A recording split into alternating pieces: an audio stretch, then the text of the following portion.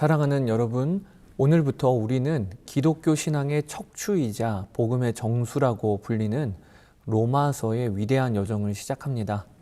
사도 바울이 로마에 있는 성도들에게 보낸 이 편지 안에는 우리 영혼을 살리는 십자가의 은혜가 아주 깊고 풍성하게 담겨 있습니다. 본격적인 말씀으로 들어가기 전에 종교개혁자 마틴 루터의 고백을 잠시 나누고 싶습니다. 루터는 과거 수도사 시절 자신의 뼈를 깎는 노력과 고행으로 하나님 앞에 의로워지려고 발버둥 쳤지만 늘 영적인 절망에 시달렸던 자입니다. 그런 그를 완전히 해방시킨 구절이 바로 오늘 우리가 읽은 로마서 1장 17절이었습니다. 복음에는 하나님의 의가 나타나서 믿음으로 믿음에 이르게 하나니 기록된 바 오직 의인은 믿음으로 말미암아 살리라 함과 같으니라. 나의 행위가 아니라 오직 십자가를 믿는 믿음으로 의로워진다는 복음을 깨닫고 루터는 그 순간 마치 천국의 문이 내 앞에 활짝 열리는 것 같았다라고 고백했습니다.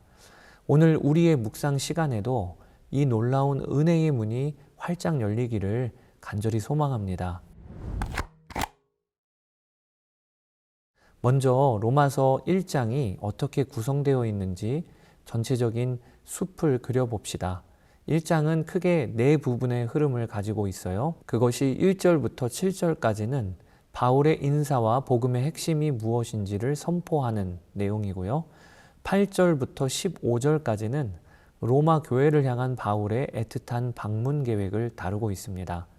이어지는 16절, 17절은 로마서 전체의 위대한 주제인 복음의 능력을 선언합니다. 그리고 이어지는 18절부터 마지막 32절까지는 하나님을 모르는 이방인들을 향한 무서운 진노와 타락의 고발이 쏟아집니다. 이 흐름을 기억하시면서 본문 속으로 들어가 보겠습니다. 바울은 편지의 첫머리인 1절에서 자신을 예수 그리스도의 종이요 복음을 위하여 택정함을 입은 자라고 소개합니다. 그렇다면 바울의 심장을 그토록 뛰게 했던 그 복음이란 대체 무엇일까요? 이어지는 2절, 3절은 이렇게 증언합니다. 이 복음은 하나님이 선지자들을 통하여 그의 아들에 관하여 성경에 미리 약속하신 것이라. 그의 아들에 관하여 말하면 육신으로는 다윗의 혈통에서 나셨고. 그렇습니다. 성경에서 복음은요, 어떠한 훌륭한 사상이나 고상한 도덕적 가르침이 아닙니다. 복음은 바로 그의 아들 예수 그리스도, 그분이 복음이세요. 살아계시고 인격이신 예수님, 그분이 우리에게 기쁜 소식이 된다라고 바울은 분명히 선언하고 있습니다. 이어지는 8절부터 15절을 보면 바울이 로마 교회를 얼마나 간절히 방문하고 싶어 했는지를 기록합니다. 여기서 우리는 참 감동적인 바울의 고백을 만나게 되어 12절에 이는 곧 내가 너희 가운데 처하여 너희와 나의 믿음으로 말미암아 피차 안위함을 얻으려 함이라. 당대 최고의 영적인 거장이었던 바울이 로마에 가서 뭘 소원했냐? 일방적으로 그들을 가르치고 그들에게 전해줄 것이 있다, 이게 아니에요. 바울은 자신도 로마 성도들과의 교제를 통해 영적인 유익과 위로를 얻기를 소망한다라고 말하고 있습니다. 아무리 위대한 사도 바울이라도 혼자서는 신앙의 길을 갈 수 없음을 그는 알았고, 그래서 우리 성도들과의 교제를 갈망했다는 것입니다. 여러분, 우리가 이것을 붙잡읍시다. 우리도 서로가 서로에게 복음으로 위로를 주고받는 공동체가 되어주어야 합니다. 우리는 공동체가 반드시 필요한 존재들이라는 거죠. 이렇게 성도들과의 교제를 사모하며 바울은 16, 17절에서 로마서 전체를 관통하는 위대한 주제를 선포합니다. 내가 복음을 부끄러워하지 아니하노니 이 복음은 모든 믿는 자에게 구원을 주시는 하나님의 능력이 됨이라. 나의 노력이나 내 자격이 아니라 하나님이 친히 완성하신 의를 오직 믿음으로만 누릴 수 있다는 영광스러운 선언입니다. 이렇게 복음의 선언을 한 바울은 본격적으로 왜 우리에게 복음이 필요한지 논증을 시작합니다. 이제 로마서의 본론인 로마서 1장 18절 이후를 우리가 살펴봅시다. 18절부터는 분위기가 아주 무겁고 두렵게 바뀝니다. 하나님의 진노가 불의로 진리를 막는 사람들의 모든 경건하지 않음과 불의에 대하여 하늘로부터 나타나나니 라고 바울은 선언합니다. 하나님을 모르는 이방인들을 향해 무시무시한 사망 선고를 내리기를 시작한 것입니다. 여기서 우리는 하나님의 이 거룩한 진노의 무게를 결코 가볍게 여겨서는 안 됩니다. 인간은 단순히 조금 아파서 도움이 필요한 연약한 환자 정도가 아니에요. 우리 인간의 상태는요, 하늘로부터 쏟아지는 거룩하신 하나님의 맹렬한 진노와 심판을 받아 마땅한 반역자라고 하는 상태에 있다는 것입니다. 도대체 우리가 무슨 짓을 했길래 이런 무서운 진노가 쏟아질까요? 그것이 21절과 23절입니다. 하나님을 알되 하나님을 영화롭게도 아니하며 감사하지도 아니하고 썩어지지 아니하는 하나님의 영광을 썩어질 사람과 새와 짐승의 모양으로 바꾸었느니라. 그렇습니다. 인간 타락의 가장 깊은 비극은 그저 도덕적이고 윤리적인 실수를 했다는 게 아니에요. 우리에게 가장 비극은 내 삶의 영광스럽고 최고의 기쁨이 되어야 할 창조주 하나님, 여호와 하나님을 하찮게 여기고 그 영광을 도리어 썩어질 피조물과 맞바꾸어 버렸다는 사실입니다. 하나님을 내 삶의 가장 큰 기쁨으로 삼지 않는 것, 그것이 바로 모든 죄의 시작이었습니다. 성경은 25절에서 이것을 정확히 꼬집습니다. 이는 그들이 하나님의 진리를 거짓 것으로 바꾸어 피조물을 조물주보다 더 경배하고 섬김이라. 여러분, 우리는 이것을 우상숭배라고 부릅니다. 우상숭배란 절에 가서 불상에 절하는 것만을 의미하는 것이 아닙니다.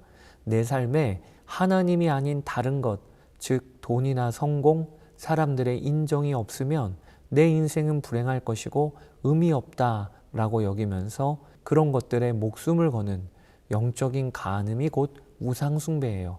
하나님이 마땅히 앉으셔야 할 내 마음의 왕좌에 나 자신이나 다른 대체물을 올려놓고 그것을 예배하고 있는 것입니다. 이 끔찍한 우상숭배와 반역을 향해 하나님은 무서운 심판을 내리십니다. 특히 24절과 28절을 보세요. 하나님께서 당신에게 적극적으로 반역한 이방인들, 불신자들을 마음의 정욕대로 더러움에 내버려 두사, 그 상실한 마음대로 내버려 두사라고 고발하고 있습니다. 하나님께서 벼락을 내리신 것이 아니고 더 이상 간섭하지 아니하시고 철저히 내버려 두신 상태, 이것이 바로 인간 스스로는 그 어떤 선행이나 철학으로도 절대 빠져나올 수 없는 완벽한 절망을 의미하는 것입니다. 여러분, 바울은 왜 복음이라는 그 기쁜 소식을 전하기 전에 이렇게 로마서 1장에 뼈아픈 사망 선고와 절망 선언을 길게 늘어놓고 있을까요? 기독교 복음의 위대한 원리가 바로 여기에 있기 때문입니다. 복음의 빛은 인간의 철저한 절망이라는 짙은 어둠을 배경으로 할 때 가장 찬란하게 빛나기 때문인 거예요. 이 어미한 하나님의 진노 앞에서 맞습니다, 주님. 저는 피조물을 조물주보다 더 사랑했고 하나님의 영광을 짓밟았던 내버려 두심을 당해 마땅한 절망적인 존재입니다. 라고 나의 밑바닥을 정직하게 인정해야 합니다. 그러면 그때 비로소 바울이 16절에서 외쳤던 그 폭발적인 하나님의 능력, 헬라어로는 두나미스라고 불리는 그 복음의 다이너마이트가 내 삶에 터지게 되는 것입니다. 내 힘으로는 도저히 끊어낼 수 없는 죄와 우상숭배의 사슬을 예수 그리스도의 십자가라는 복음의 능력이 완전히 폭파시켜 버리게 되는 것이죠. 나의 행위와 공로라는 것이 산산조각 난 바로 그 자리에 예수님이 내 대신 진노를 덮어쓰시고 피 흘려주신 그 일방적인 은혜가 쏟아져 내리게 되는 것입니다. 사랑하는 여러분, 오늘 하루 일터와 가정에서 이 은혜를 어떻게 살아내야 할까요? 우리는 종종 사람들과의 관계 속에서 나는 적어도 저 사람보다는 깨끗해, 내가 저 사람보단 나라는 은밀한 교만의 옷을 입을 때가 참 많습니다. 오늘 하루는 그 얄팍한 나의 의를 십자가 앞에 완전히 벗어버리십시다. 누군가를 판단하려는 마음이 불쑥 올라올 때, 나 역시 하나님의 맹렬한 진노 아래서 사망 선고를 받을 수밖에 없는 죄인이야. 그런데 주님의 십자가가 자격 없는 나를 완벽히 덮어주셨지라는 것을 기억하십시다. 하나님을 하찮게 여겼던 내 안의 우상들을 내려놓고 다시 하나님의 영광을 내 삶의 가장 큰 기쁨으로 회복하는 하루가 되시기를 축복합니다. 오늘 하루도 나를 살리신 그 십자가 복음의 능력 안에서 참된 자유와 평안을 누리시는 여러분 되시기를 축복합니다. 자, 이제 로마서 2장에서 내일 뵙겠습니다. 로마서 제1장.